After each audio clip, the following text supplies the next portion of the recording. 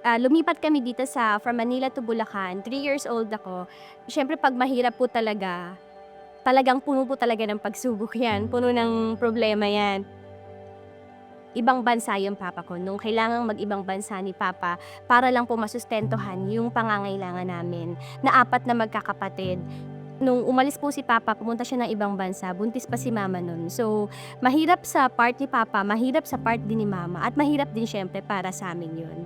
So, yun ang isa sa mga pinaka hindi ko makakalimutan na kailangan gawin ng pamilya namin para makaahon sa kahirapan. Nagsimula ako sa Compassion nung ako ay 7 years old, at ang naging sponsor ko ay sila Dr. Dwayne and Mrs. Wendy. Sila yung naging sponsor ko simula nung bata hanggang sa maka-graduate ako sa Compassion. Sobrang saya ko po talaga nung nakatanggap ko 'to. Masaya ako kapag nakatanggap ng letters, pero iba yung saya na naramdaman ko nung nakatanggap ako ng picture. Kasi finally, nakita ko na po yung kung sino yung mga taong sumusuporta at tumutulong sa'kin.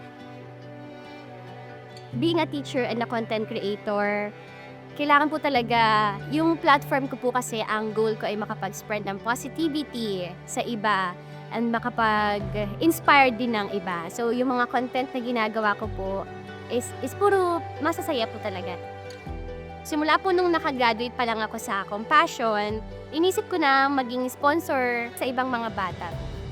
Kung dati po ako ay natutulungan, ngayon pagkakataon naman po natin para makatulong naman po sa iba.